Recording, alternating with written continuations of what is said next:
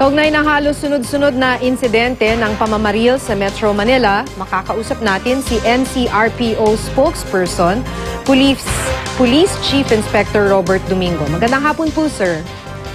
Magandang hapon din po. So sir, ano na nga bang nangyayari?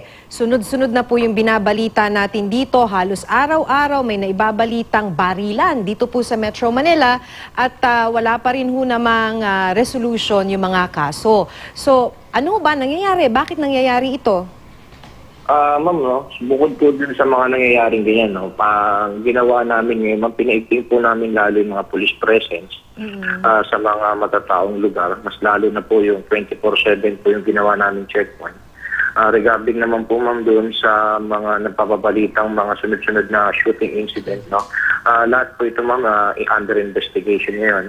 Nakita po naman natin ng Quezon City Police District, nag-launch sila ng operation wherein mina-aresto po sila ng mga suspect doon po sa mga pamamaril po doon sa Fairview.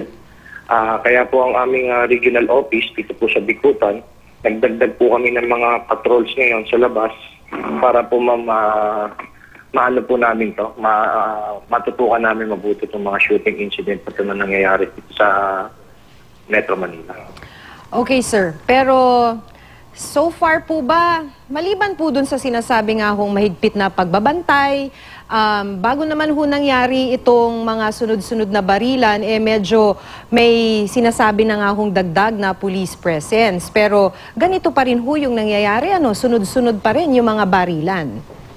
Yes, ma'am, yun nga, ma'am, malungkot nga natin may sabi mga ganon. Pero ma'am, ganon pa rin, ma'am, no? Hindi pa rin kami nagbababa ng aming guard. Kahit po man yung mga gano'n ang nangyayari, ma'am, no? Tinutuloy-tuloy pa rin po namin yung pag-iimbestiga dyan, ma'am. Tinututukan po namin mabuti dyan. Hindi po naman kami nagpapabaya sa mga ganyan pangyayari. Ang NCRPO pa rin po, ma'am, ay tuloy-tuloy po rin po ang pakikipag-ugnayan namin sa mga stakeholders namin sa baba, sa mga barangay, sa yung mga aming mga force multiplier, sa aming mga nakakasama sa baba, naman. Para ma'am kahit pa paano, ma'am, kung hindi naman po talaga namin totally na mawala yung mga shooting incident, at ma'am, kahit pa paano, ma'am, mabawasan po namin. Opo. So, sa tingin niyo po ba, tumaas na po, parang tumataas ho yung kaso, no, ng mga shooting incidents dito sa Metro Manila? Itong mga nakaraan, ma'am, mapapansin naman talaga natin, no, medyo may slight increase nga. Pero kahit, ma'am, ganun pa rin naman, ma'am, meron slight increase. Meron naman, ma'am, natutugunan naman namin, at natutukoy naman po namin kung sino yung mga suspect dyan. Sa aming, kung meron po ma'am pagtaas ang crime incident, tumataas din naman po, ma'am, yung aming crime clearance.